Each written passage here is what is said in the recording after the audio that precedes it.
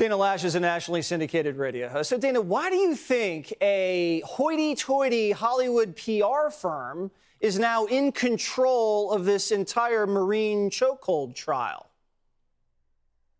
That's really amazing. And Jesse, I think that you hit the nail on the head because this is becoming a story. You know, where was this attention to Jordan Neely when he was getting 44 priors? Where was this attention to Jordan Neely previously when he was known to be homeless and known to be hungry or known to be in need of something? It's really odd to me how all of these people show up to honor the memory of a man whose life they apparently didn't care enough about to show up when he needed them the most.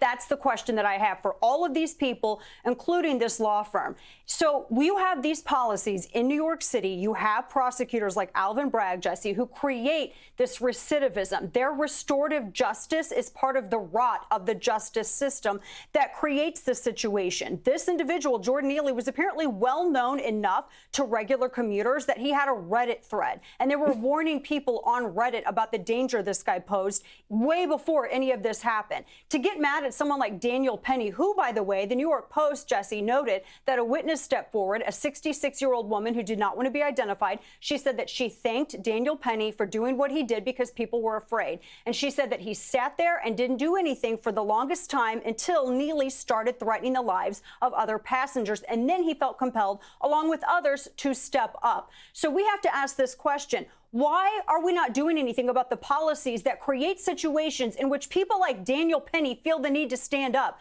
Where was this PR firm for all of the victims of Jordan Neely, for the 67-year-old woman who got punched in the face, or the people that he tried to reportedly push onto the train tracks? Where was the PR firm for those people? Where was the PR firm for Jose Alba? Where was the PR firm for Tommy Bailey, Jesse, the man who was killed because he was intervening to save a cop from a homeless man that was stabbing the cop? Where was this PR firm then? They only show up when they can wring some money out of the racial hustle. That's the only time these people show up. They get paid to divide America. It is shameful. Shame on them. And shame on Alvin Bragg, because Bragg's prosecutors let this guy out on a sweetheart deal where he knocks a woman's nose broken, shatters her eye socket, and he gets to go to rehab instead of prison.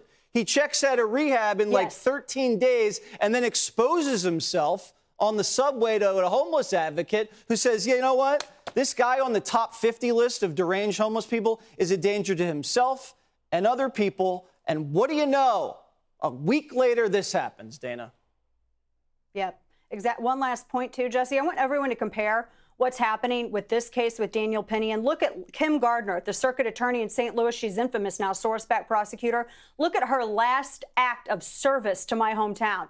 You have two people who opened fire in daylight at a Cinco de Mayo parade. They're on camera pulling their guns out. They're on camera shooting people. They shot and injured two people. Gardner's not bringing charges against them, Jesse. The same city that charged the McCluskeys for defending themselves, they're not bringing charges against these two because she said evidence doesn't exist. Self-defense is on trial with the Daniel Penny case. End of. It sure is, and that's why donations are flooding in to his defense fund. Thank you so much, Dana.